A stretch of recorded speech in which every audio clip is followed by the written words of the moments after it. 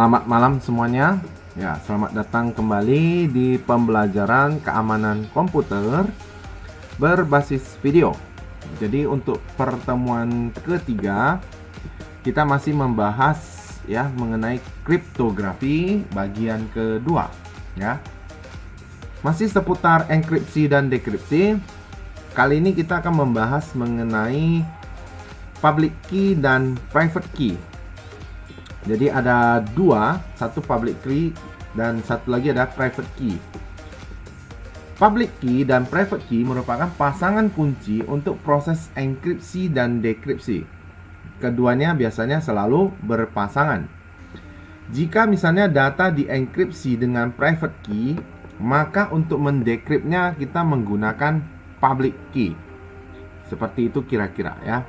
Jadi kalau misalnya kamu mengenkriptnya dengan private key A, maka untuk mendekriptnya kamu menggunakan kunci public key A. Kalau misalnya kamu mengenkriptnya dengan kunci public key A, maka hanya bisa didekript oleh kunci private key A. Jadi misalnya ilustrasinya seperti ini. Si Bob menuliskan pesan "Hello Alice". Nah, dienkrip dengan public key si Alice. Setelah terencrypt, maka hasilnya adalah seperti ini. Kira-kira. Kemudian untuk mendekriptnya, kita menggunakan Alice private key, kemudian untuk menghasilkan satu pesan kembali yaitu "Hello Alice". Nah, ilustrasi lainnya adalah seperti ini. Misalkan ada tiga orang, ada A, ada B, ada C. Si A, dia mau menyampaikan suatu pesan ke B. Ya, katakanlah pesan rahasia gitu yang tidak boleh dibaca oleh atau tidak boleh diketahui oleh orang lain. Maka A akan melakukan enkripsi atau persandian dengan menggunakan kunci public key B. Jadi si A ini dia melakukan enkripsi dari pesan tadi dengan kunci public key punya si B. Nah, hasil enkripsi ini kemudian dikirimkan kepada si B. Si B dapat membuka pesan itu dengan menggunakan kunci private key B. Jadi di sini yang berperan penting adalah kunci public key B dengan kunci private key B. Ya, kenapa? Karena yang ingin mendekript pesan tadi adalah si B. Jadi karena mendekript pesan itu si B, maka yang digunakan adalah kunci public dan private key punya si B tadi. Nah, semisalnya pesan tersebut disadap atau diketahui atau dicuri lah oleh si C, maka C tidak dapat membukanya. Kenapa tidak dapat membuka? Karena C tidak memiliki kunci private key si B. Jadi kalau kita sudah pegang kunci private punya pribadi, maka simpanlah baik-baik. Kenapa? Kalau didapat di orang lain juga bisa dibuka oleh orang lain tersebut ya. Kira-kira seperti itu. Nah, untuk implementasi dari public key dan private key ini biasanya itu adalah tanda tangan digital ya. Salah satunya tanda tangan digital yang menandakan itu adalah punya siapa gitu, yang hanya bisa di-decrypt oleh si pemilik atau pemegang kunci private tersebut ya. Untuk jelasnya nanti mengenai tanda tangan digital kita akan bahas di pertemuan yang lain ya. Nah, untuk penerapan pada jaringan ataupun pada standalone berarti berdiri sendiri, misalnya adalah isi Crypto Deluxe. Ini nanti kamu boleh baca ya teori mengenai penerapan baik itu pada standalone ataupun jaringan. Di sini saya ada buatkan macam-macam ya. Nanti silakan dibaca. Saya tidak menjelaskan terlalu panjang, mengingat nanti durasi videonya terlalu panjang juga ya. Jadi ini ada di ada di file Microsoft Word. Nanti kamu boleh baca. Misalnya kamu ingin memperdalam, silakan kamu cari informasinya baik melalui Google ataupun melalui buku-buku ataupun melalui file-file yang relevan lah ya dengan materi-materi mengenai enkripsi dan dekripsi. Nah, oke. Kita langsung coba tes mempraktekkan public key dan private key dengan aplikasi yang sudah share linknya di e-learning. Saya harapkan setelah di-download, diinstal terlebih dahulu ya. Setelah install baru kita siap untuk mempraktekkannya. Oke? Baik. Saya harap semua sudah menginstalnya ya. Jadi untuk aplikasinya namanya adalah Cleopatra. Jadi kalau waktu kamu installnya sih waktu kamu downloadnya sih namanya GPG 4Win dan semacamnya lah ya. Nah, kita buka langsung saja Cleopatra ini. Sebentar kita tunggu terbuka. Jika kamu baru pertama kali install, nanti silakan kamu lihat penjelasan singkat. Nah, di sini ketika saya sudah selesai install dan saya sudah pernah pakai, dia muncul Cleopatra ini di sebelah sini. Kita double klik saja supaya terbuka. Waktu kamu baru install, di tengah-tengah ini tidak ada muncul seperti ini. Serasa ada muncul seperti apa itu namanya? New key pair lah ya, kurang lebih seperti itu. Jadi yang saya buat di sini itu adalah kuncinya. Jadi saya sudah membuat kunci private punya saya. Dari private ini nanti akan menjadi publik kalau kita kasih ke orang lain. Ya, jadi hal pertama yang harus kamu lakukan adalah kamu cari di tengah ini atau dari sini juga boleh. Kita buat dulu kunci private kita. Jadi pilih new key pair. Kemudian create a personal open PGP key pair. Nah, di sini masukkan saja nama kamu kalau mau kamu buat. Saya coba tes, namanya adalah belajar kriptografi, belajar kriptografi misalnya. Nah, untuk email itu terserah ya. Kalau kita tidak go online sih tidak masalah. Kalau go online ini nanti baru dipakai.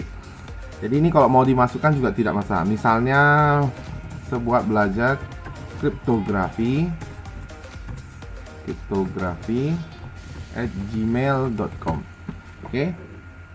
So next saja. Ini kalau mau show all detail juga boleh. Kalau enggak ya tidak masalah. Create. Tunggu sebentar sampai dia terbuat atau tercreate. Nah, kalau sudah dia akan muncul semacam permintaan untuk membuat password untuk kunci kita. Jadi kita masukkan saja passwordnya.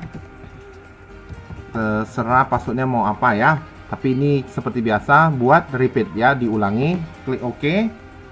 Kita tunggu sebentar lagi sampai kuncinya berhasil dibuat. Nah, kalau misalnya ada muncul pesan seperti ini, maksudnya passwordnya dia meminta ada satu digit lah, ada satu karakter yang menggunakan spesial karakter seperti misalnya tanda seru, koma, titik atau semacamnya. Ya kalau mau silakan, kalau enggak ya take this one anyway aja. Tidak menjadi masalah. Kalau untuk belajar saja serasa tidak masalah. Nanti kalau misal ingin menggunakannya mengenkripsi pesan yang asli ya silakan ya. Kita tunggu key-nya terbuat dulu sebentar. Oke, jadi ini sudah selesai. Kunci private kita sudah terbentuk. Nah, saya menyarankan adalah kita buat backup lah ya. Backup dari kunci kita. Gunanya backup ini adalah ketika nanti kita pindah ke komputer yang lain, backup ini bisa dipakai ya. Kita backup saja. Kemudian simpan. Nah, ini kalau mau simpan ya, buatlah contoh namanya gitu. Misalnya, kalau ini backup, nanti backup ini mau dikasih ke orang, ya kita buat ini adalah public key ya. Misalnya public key belajar kriptografi, seperti itu ya. Simpan saja, terserah namanya mau apa, save, kemudian ini finish. Nah, ini sudah berhasil kita buat. Nah, di sini ada sign, berarti encrypt, ada decrypt ya. Jadi pesan yang bisa di encrypt dan decrypt itu nanti kita buatnya di notepad seperti ini. Di notepad. Kemudian ya kamu ketikkan saja pesannya. Misalnya pesannya adalah saya belajar kriptografi hari ini misalnya ya, seperti itu. Sekarang kamu tinggal sign atau encrypt notepad atau pesan yang kamu ketik. tinggal di encrypt seperti ini. Nah, setelah selesai dia akan muncul pesan dalam bentuk hasil dekripsinya atau decryptnya. Sorry, enkripsinya. Jadi pesan yang ini kamu copy, misalnya kamu copy, misalnya ya, kamu copy seperti ini. Nah, kamu simpan. Setelah kamu copy, kamu simpan. Nah, kamu simpan misalnya di tempat yang kamu inginkan. Nah, misalnya saya mau simpan di sini ya. Saya buat misalnya belajar kriptografi seperti ini ya. Save.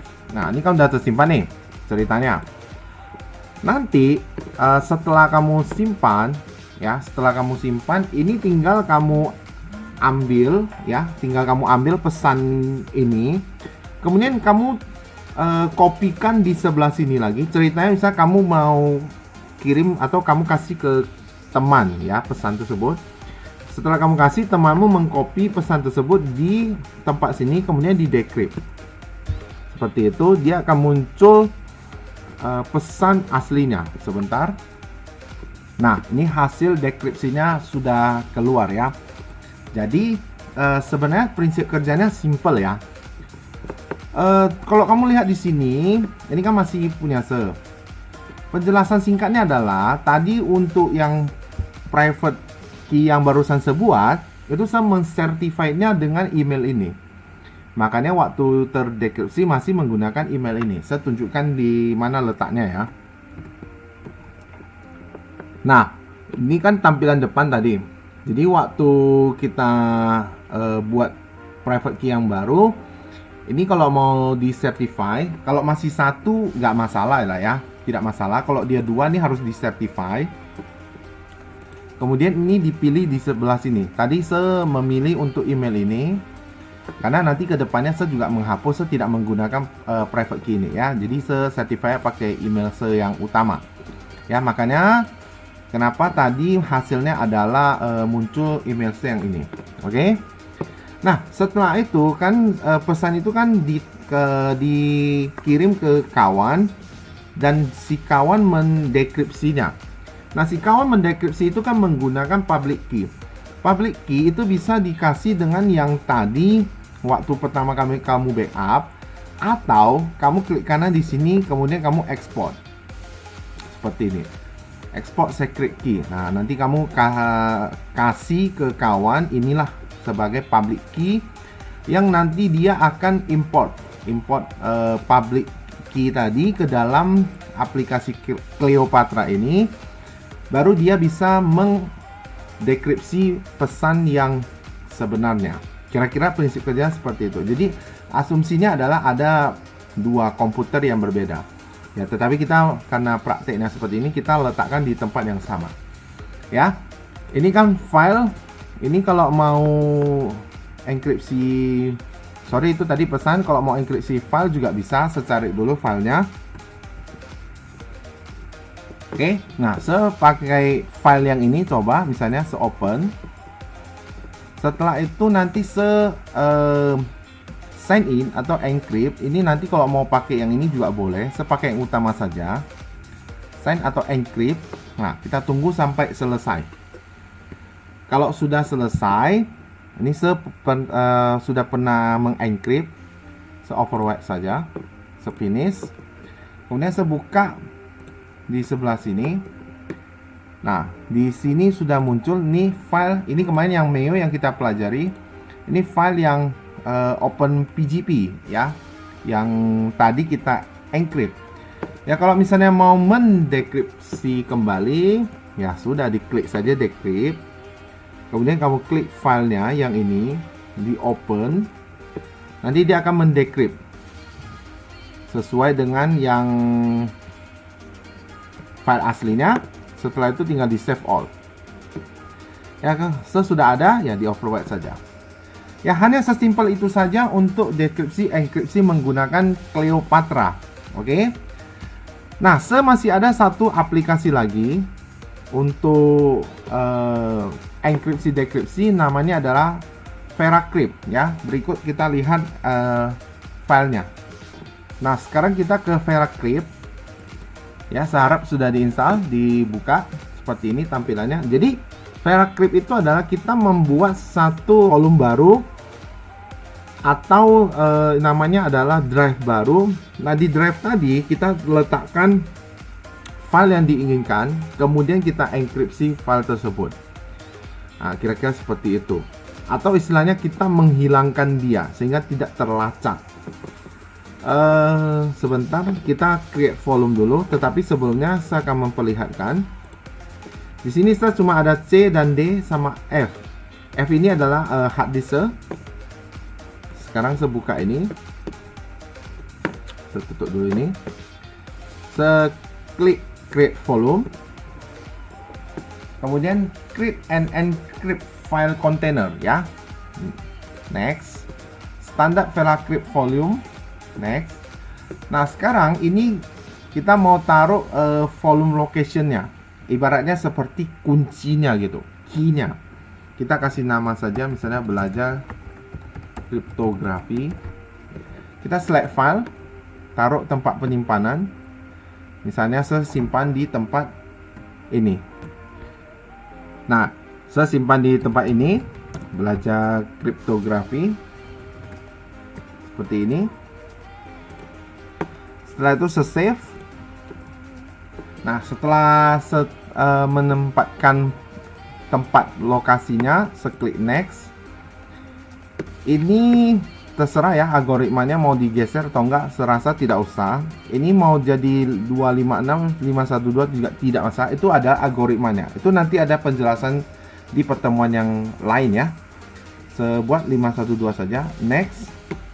Kemudian ini adalah volume size. Kita mau satu drive itu atau volume itu mau seberapa besar. Kalau kamu cuma butuh 100 mega ya taruhlah di sini 100 mega. Kalau tidak ya sedikit saja. Atau giga misalnya kalau kamu butuh untuk menyimpan file-file penting. Misalnya saya butuh cuma 5 megabyte. Next. Nah, di sini kita harus memasukkan password ya. Memasukkan password. Misalnya saya masukkan password seperti ini.